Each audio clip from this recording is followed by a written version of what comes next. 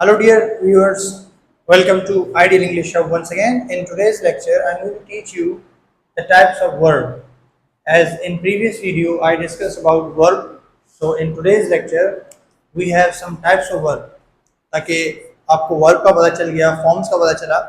अब verb के types भी हैं, and there are different types of verb. So let's talk about them in detail. So we have students regular verb and irregular verb. Or in simple words, there are two types of verb. One is regular, the other is irregular. Now let's find out or let's know कि कौन से verb regular होते हैं and कौन से verb irregular होते हैं and what are their basic differences. So students, let's talk about regular first.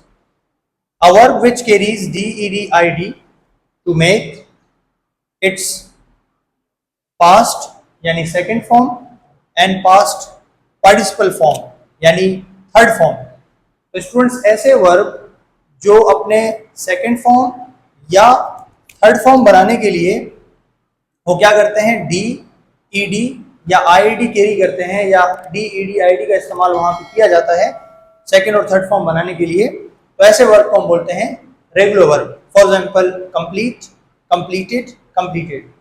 Because E is already there, we use D to just make it second and third form, like announce, announced, announced. And there are lots of verbs, and the list goes on. Wash, washed, washed. Ed. Apply, applied, applied.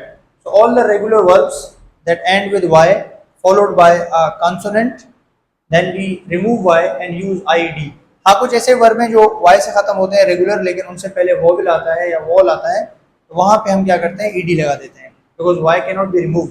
तो ये हमें फर्क है, या तो ID या तो ED. Regular irregular वाले भी कुछ वाई हैं, उनको हम यहाँ डिस्कस करेंगे. Now let's talk about what are irregular verbs. तो इरेगुलर वर्ब्स जैसे आप नाम से अंदाजा लगा सकते हैं कि इरेगुलर का मतलब होता है बेतरतीब. रेगुलर बातरतीब, इरेगुलर बेतरतीब.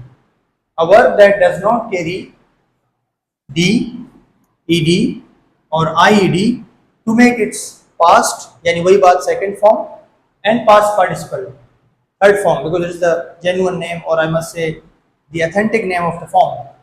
Instead it changes forms irregularly. अब स्टूडेंट्स irregular वर्ब जो होते हैं वो अपने सेकंड थर्ड फॉर्म बनाने के लिए D E D I D carry नहीं करते, यानी D E D I D का इस्तेमाल हम नहीं करते. उनके फॉर्म्स इरेगुलरली चेंज होते हैं, यानी बेतरतीब या अलग तरतीब से चेंज होते हैं. अच्छा, उनमें भी तीन अलग अलग तरह से चेंज होते हैं, और उसको मैंने अलग से कैटेगराइज इसलिए किया है ताकि it becomes easy to understand, या ये ज़्यादा आसान हो जाएगा इस तरह समझना है इसको. तो इरेगुलर में भी स्टूडेंट्स क्या है, तीन कैटेगरीज हैं, यानी all the forms are the same. तीनों फॉर्म एक जैसे, first form, second form, third form, तीनों एक जैसे. Two forms are the same, दो फॉर्म एक जैसे हैं. And all three forms are different, यानी तमाम वो वर्ब्स जिनके तीनों फॉर्म एक जैसे हैं वो भी रेगुलर हैं. दो फॉर्म एक जैसे हैं तब भी वो रेगुलर हैं. तीनों फॉर्म अलग अलग हैं तब भी वो रेगुलर हैं. Now let's take some examples.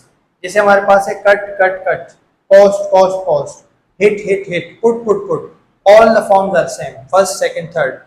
To forms are the same, teach taught taught, bring brought brought, run ran run, come came come.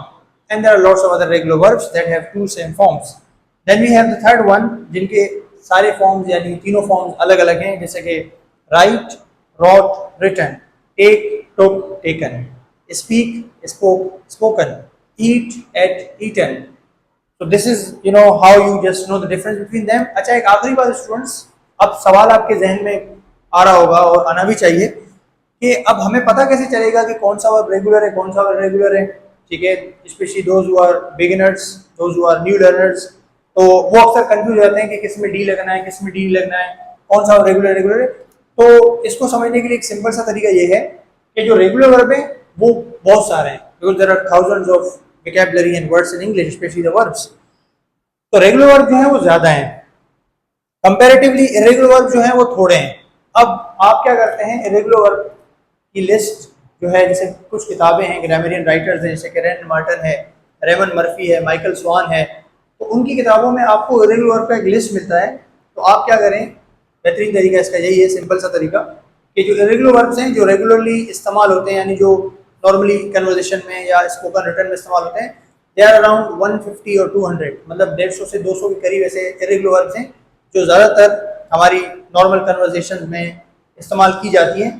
तो उनको आप क्या करें, याद करें, because that is the only way. आप उनको याद करते हैं तब आपको अंदाज़ा हो जाता है, या यू गेट टू नो कि हाँ यार ये जो है वो रेगुलर है, ये रेगुलर है। मिसाल तौर पे अब आपको अगर पता नहीं है कि मेक इज इरेगुलर वर्ब, तो आप क्या करेंगे, जो बच्चे करते भी हैं अक्सर, मेक को मेक्ड, तो भाई ये मेक्ड नहीं होता, मेक मेड।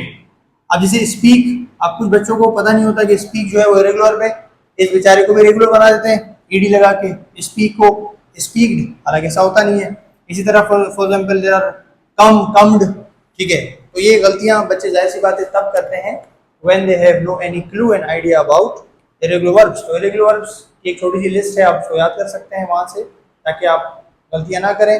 और जो रेगुलर वर्ब्स हैं वो तो वैसे ही फिर आपको पता चल जाएगा कि कहाँ पे डी डी आई डी लगाना है।